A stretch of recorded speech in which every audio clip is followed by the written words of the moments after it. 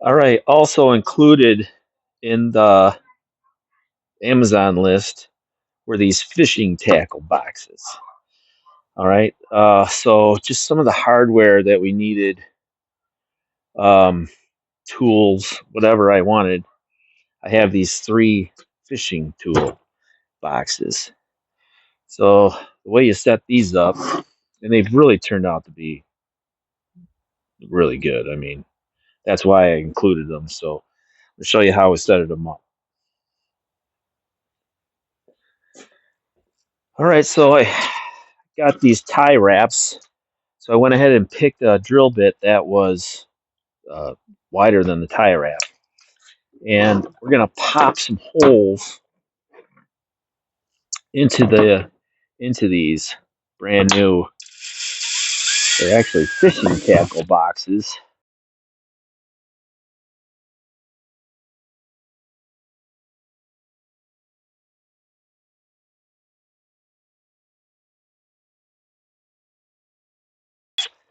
Okay, so the back ones, there's a hinge, and then there's a rib right below the hinge. So he's popped 2 holes about a third of the way up on both sides. And then for the front holes, same thing. They're underneath the tabs, just underneath the tab, just enough room for it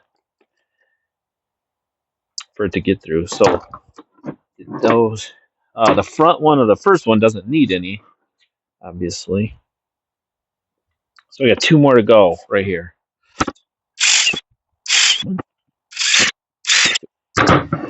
Okay, now we simply string these through the holes.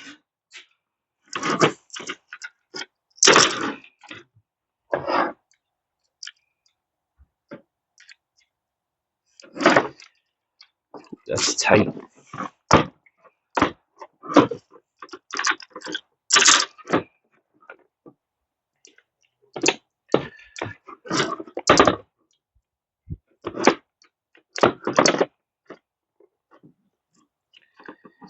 And back.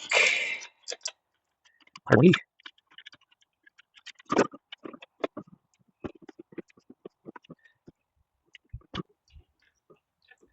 All right, so now the trick is you don't want to draw these things too close together because you have to flip the little this little part. Let me get this at least started.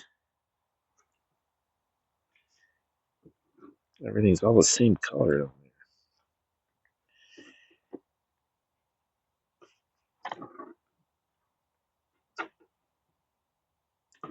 Come on. All right. So, boy, you don't need it. You don't need too many clicks in. That's about where you want to keep it, just so that you have some room to get in here and flap this. All right. So you do that on this one and this one, and then what you end up with. So you have 3 toolboxes, and I'll show you why we chose this particular one. So we would have them on the tailgate so we could get to whatever we wanted, but they store right there, so they fit really neatly right underneath in between the 2 conveyor systems. All right.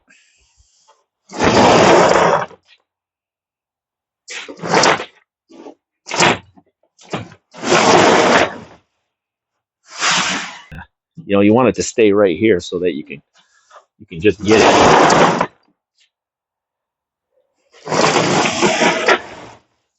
So it's a nice usage of the space.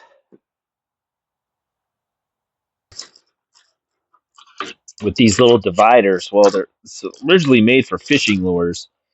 So there were some things like I wanted to be able to put a pair of channel locks in my tools. So I took out a section, and they're not made to take out either. So good luck. I used a pair of tin snips.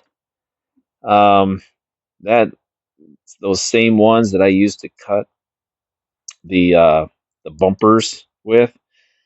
Uh, it wasn't as clean as I'd hoped. So you can kind of see, you know. So I couldn't get all the way down. There was a lot of just stuff left. I just couldn't get down there to cut it flat because you couldn't get in it to do it. So that's probably a better way. But that did open it up. So now I can put stuff in there that's this wide instead of trying to, everything that hardly anything I had would fit in this little space right here. But the key was to find a container that was that wide and that shallow to fit underneath the conveyor section in the boards. All right, so we got the toolbox done. Got it laying in there, and we need to cut a couple pieces.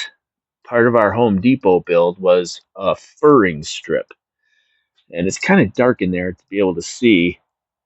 But there are two indented ribs on either side of the center that the furring strips will lay in there just right, and it'll stop the toolbox from sliding backwards while we're in transit, while we're driving around.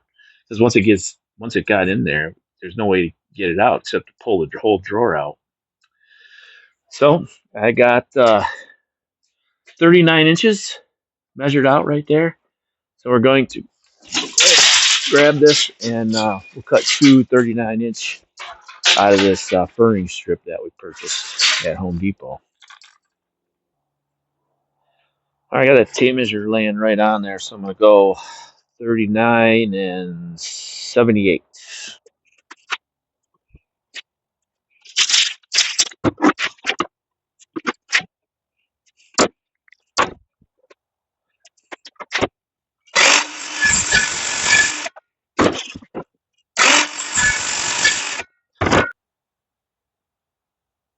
All right, I just went ahead and laid them in there. Check it out. See how they're laying right in those ribs? Haha, pretty nice. And to do the test, you can't push it back any further. All right.